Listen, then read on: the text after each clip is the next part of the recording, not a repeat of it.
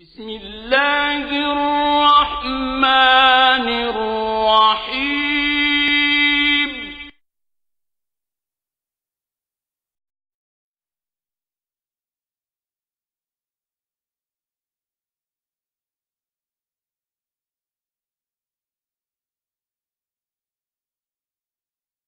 بسم الله الرحمن الرحيم إنه لقرآن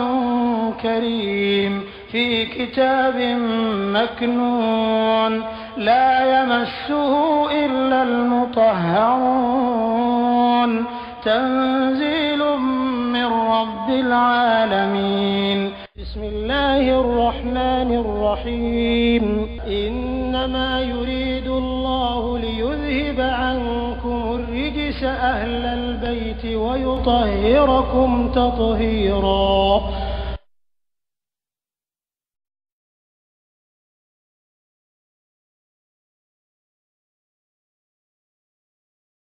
ما ننسخ على قال ما تشرك من آية دولا أو ننسيها على ما ينجي آية كرنكو ناتي فعلى بنا بخير نهر بري منها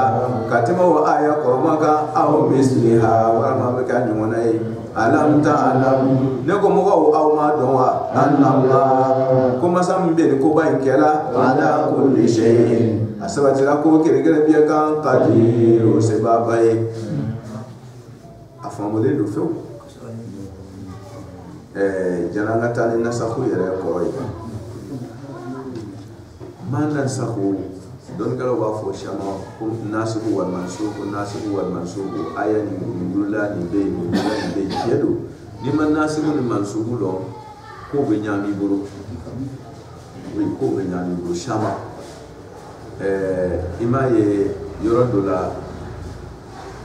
mumbe o yere ke sufi model do yi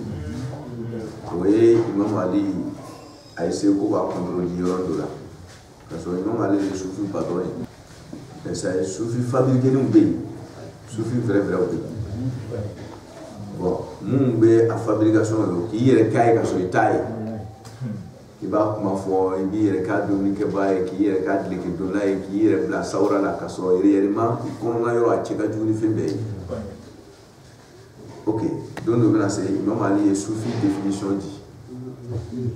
soufi sodo ni même dit wawo ni même dit fawo ni même dit film ba Imam Ali yere a dikini mama na so soufi Maman a détaillé avant. C'est-à-dire, Soufi est mis, Soufi est dotable, Soufi est féminin. Mathéo, mais il y a des il est caïdé, il est caïdé. Ni keraï. Comme il est caïdé, il est caïdé, il est caïdé. Donc, Nasser comme Massogo t'a quitté la quête, donc il faut qu'il y ait à la lombarde. Pourquoi Imam Ali muna ilbete yo do ka herebe tlan ka pedi tant ouais ça ga ni mo be dia là soumani mala souma te fait un détail mais c'est là Imam Ali ko me munebu ko nu te ko ouais ko corona ya ko yusiruna ala fusi wala kana bi khasas ouais faut que nous pas pedi Allah maintenant ko tanunai non le ko eji comme ko aya ya so tienta aya maji ya so tienta aya maji wala kana bi khasasa ko ya so tienta aya maji tienta aya jinga do musuka hakibi ifu musu iwuru bangi ba chema na musu mo ka hakibi tuwa jabo ya ide mutabi unanyo mara sonye bro otmana olu tati tayo ni dona olu ka hake kono do ite khasoso la tumbe wala okana be khaso re taibi wala khasoso mais nunu ta cheta aya nana kana dibro bo itati ni ko so seba ni ro mba ka chira we susu ta ni drome woro de tori ko drome fla o le se ba tai atona ni shita tai sulusu tarka et puis nous voit téléphone fla mi drome fla mi ya tai woro chemai abe se ba mi se ka sarangan kan ke wole la ka foko ko ay ni dini ma ay ni keni na be fe ka sarangan ke ko na fe ka sarangan na sarangan di borde la sulusu kan do sulusu tarka ka do gote do tola ka foko se ba ko ma de so fo aso amate malata kan na yi débordement ke gat malata ka be so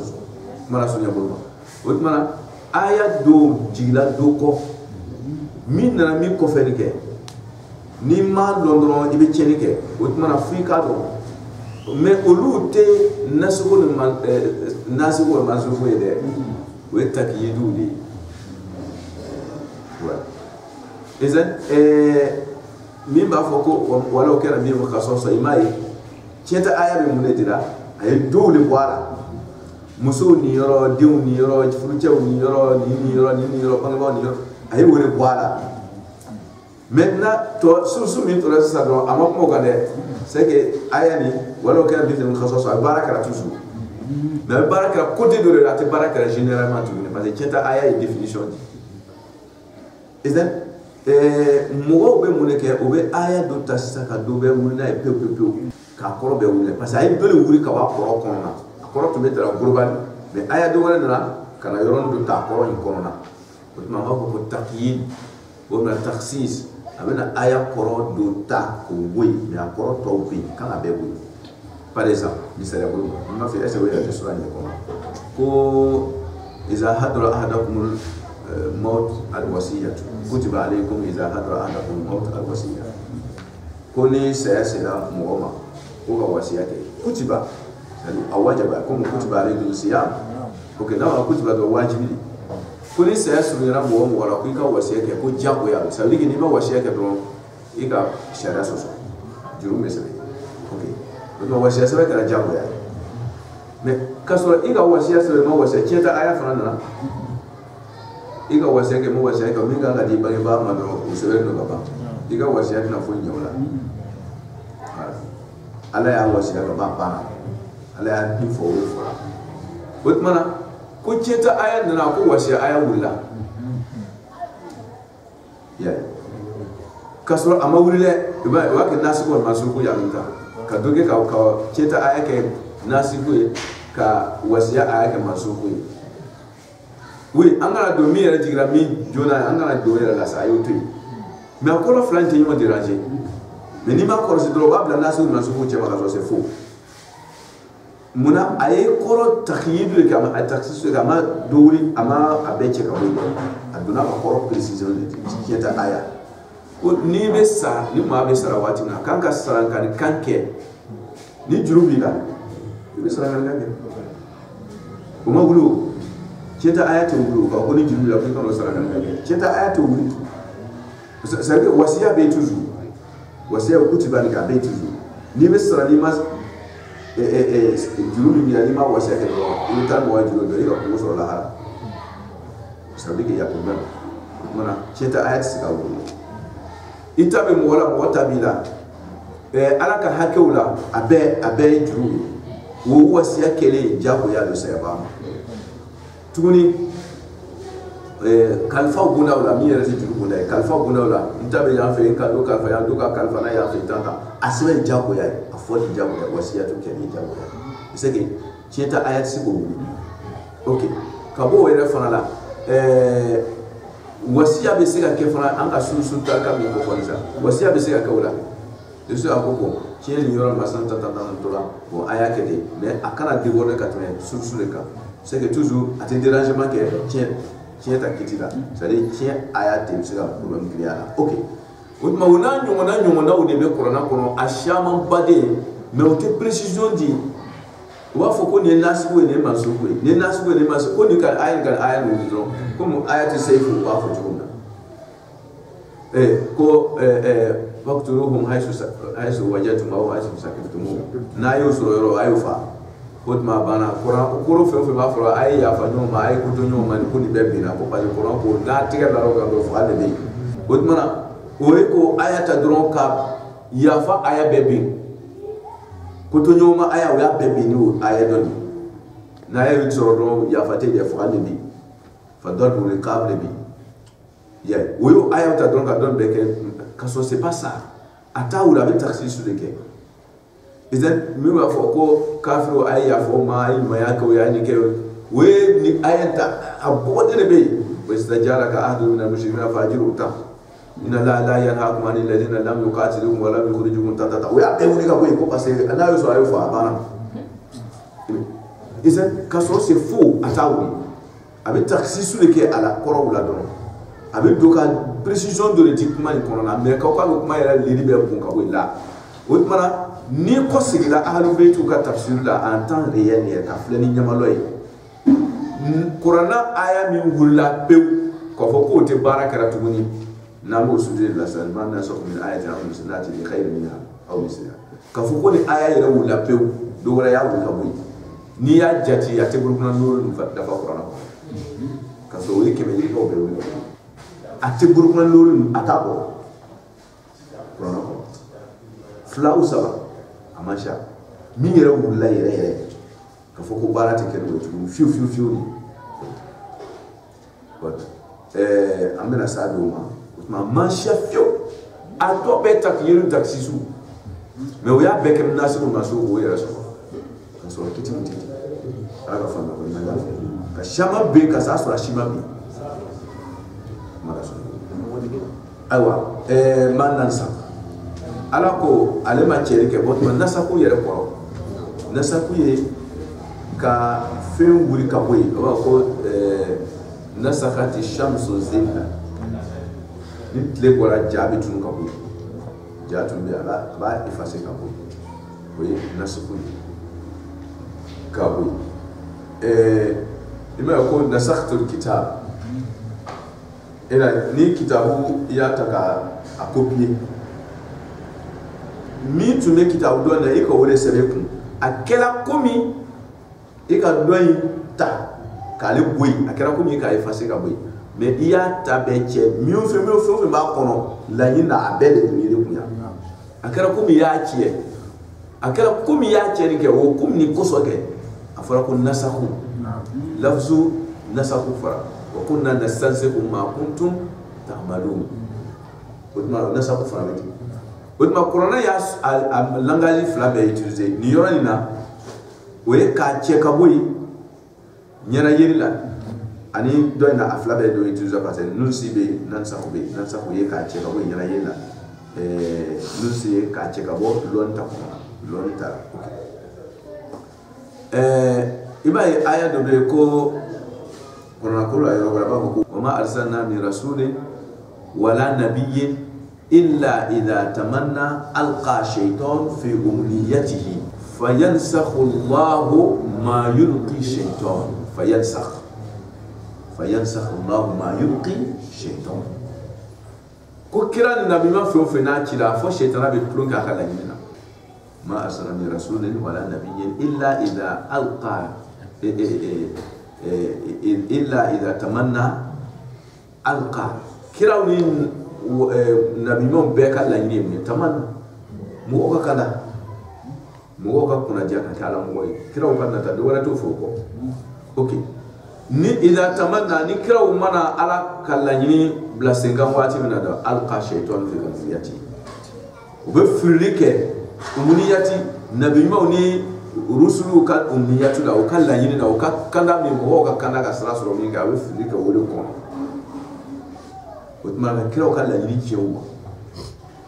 ate fulike kira yara la de kira kala yini في أمنية الرسول أو أمنية النبي ليس في رسول نفسه أو في أتسي أقول كلا ولا نو كنا قرأ فوق إلا عبادك من مخلصين وبعدنا قرأنا لا أبو يالهم قال بنا بفني في كم وجمع ما كلا ولا من يوسف وراء شيطان كفي الله ما كيلقي في أمنية الشيطان في ذيك كلا لا يننا هكا أمنيتي كلا كأمنيتي مهم هو كندالي نايم هو كندرو شيطان بنا هو كبوجي قال تنقوا mana abe kangore di mo makka furo senale ka kiye kira ko ba kiye kira ko mana kira ka la yin ne bi kiye me kira yerete abe bara mi ka bo ne nyama ko fe wala ummiyatu rasul do ta sai agora kira yera ni na mi ma yera وما فينسخ الله ناي كراك لا ينفرج ياكو في على ومغه كلام وشنا نابا سنه لا نيا ناكو في على فينسخ الله ما يلقي الشيطان وما ونسخ يميسا على فرابي الشيطان تاكي ياكو في ايكون بسكا كرا تاكي ياكو في mais ala ta yi se ko nyama ko fe parce que kira ba ke ki ko do we adabade mais ala utma ni shetana fana yi kira ta nyama do ala fana shetana ta nyama ka to kira ta mala so utma wona safu o yoro la ima we effacer de ka cheka boy voilà ka la ni ka wuri ka boy utma ni yoro la ni e qur'ana ka musara ho de be yoro na kuma ga fatuna ka beche ka boy ani ka la ni boy utma ni la ni ka boli la ni mi bara ko boy ko ni tayya ma nan sahu qala Allah ta'ala ma chenike min ayatin ayadola aya muye aya fana suku ka sha korona koro alfa ko aya aw yere ayatun min ayatillah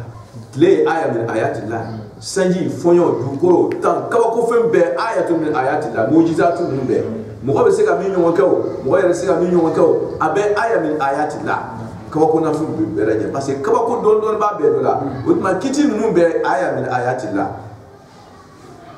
utma ni ya fasal tashri'iyyan aya ni aya fasal tashri'iyyan utma kiti nunu kan katablo ni ya fasal takwiniyan ko na la fe fe mboya be do wala bla bi ka sana takwiniyan awe na do boy mimi na ko fe ka sana na ma fi se na konte do wala tu parce que ala ti baraka ko se ko fe ala bitanye takwinan wa tashri'an sur tous les plans ayen OK aw nunsiha wala ma ni ala na ma che ka ala yiri boy o be aba nyina akara boko c'est ka a che ka boy la ka unyina ko ya do maintenant ati baraka tu ko ranko mina sunyele quoi ko sanukre oka fala tansa ko mini karaitina apala fala tansa itinyina ni nala ku itinyina tu apala ni manara kana wesis na oka baba illa ma sha Allah mais ibise ko ke privé ko kera mina al ismatu did bisya batma nyewore foko masaka sebraya ko bi ini ka nyina bariya o forala ala lela mais ka ko ite nyina tuguni ko soko abana c'est fini ça itala yo otmana ite nyina parce que ala jena ku ite nyina otmana ka nyina bariya o be mashi'atullah le ko wori ko illa ma sha Allah fona jalalaye mais kana o ta ka ke privé ko kira nyina de ala ba ka sebraya de nyina ko kira te nyina o forala ala lela ala le pa te nyina utmara kayira ko fona ya la dia kayira ko aba ala ka jen kono wori ko ma damati samawati wal ardi ko adilate ba na ka bambare ya jira la le wori ko ma damati sama mashi'atu bi illa ma sha Allah wotma ko te taka ala ire to ko ba ala le boro nala ko ni mette abette nala ka jene ye abe fa aw no siha wotma ko na ya le ala je ko ba nyina ko obe nyina mi ko foro yoro na ka wori utani ni mashiatu mi fota parce abala ka jini na aci akunna le alaye na ya le manan so bale ala ma cerika min ayatin ko ko kudula ayadula kitidula aw nusiha wala ma kan nyina ka ko pew o fe ale ala mo ke fiu de fo na aci fale ala bena بخير ناتي جواب ما ننسخ يقرأكم إن ننسخ معكم شاتية ما نأتي وكسا كراكا مجزومي جواب نأتي قال أرابنا بخير نهردو منها كتب ميكرا أبوينك أكرا كتيو أكرا تكوينا تشريعا وأكرا كتير ناسنا سوسوي أرابنا ندولي ميكا فسناي بس أرابنا تانيري كولاتي بكسي كوفي نأتي بخير أبنا نهردو منها ميكا فسنوي aw misliha wala ma nyumona akonte jigiduma non mala sunyo alam ta'ala ala ko kana kawo babashi yo alam ta'ala yara amma dowa anna Allah parce que ni kay ni man bebe fola ya o jawo le kan shaman do fo ko ayani Allahumma salli ala Muhammad wa ali Muhammad fa ba fo ko inma anta muftari bal aktsaruhum la ya'lamun ayam yoro na fi adam na yoro ayat ji sai ko ni wara wa idza badalna ayatan makana ayatin wallahu a'lam bima yunzil ama oyora ay nasakhu mu fale tabdil la kayira ka ko la yini mimbe ala bulu nasakhu la ko abo sensibilité ma aya do ne ya parce que comme nasakhu be korof la di utma la yini mimbe ala bulu ni nasakhu ya bo le tilma aya do na ay koro indi ma sadi tabdili wa idha badalna ayatan makana ayatin nay ka ko do fale ka ko do rela بدوري كبوي كدبلا منا إذا بدلنا آية مكان آية والله أعلم بما ينزل ويرى لك والله أعلم نيكا تبديل كنا يرى والله ويرى لا على وترى بالدنيا كما ينزل على بعض الوجيه لا منا يبغى كنيبا كفياتي ده وجهنا جالك كنيلا دوني مسألة من منا يبغى كنيبا والله أعلم بما ينزل أكاد يبغى don min fo kalo yaqulun inma anta muftari ni kay ni alaka aya do boy ka do blay dro wolbe moy fo ko yaquluna inma anta muftari ko ele ko ngalo tigara timti kan sa ko kunele ko anga ke de ko anga nyesi be tuma de sima ko spi ko ba nyesi ya be abuna to ni tune la ya otma da ko ala fo bi ko anga ke de sina be na do fo parce que kiti uyere mali ko so ala dumba do abe mi kala wallahu a'lam bima yunzil ala ba do abe mina aw le talo imay aba fo ko kira ban otoyi o wa fo de ko ina ma anta muftari ke ku yibe garo tigara parce que do fo ko bi na do fo ni ke kan équipe na fo de ça ban otoyi aksaruhum la ya'lamun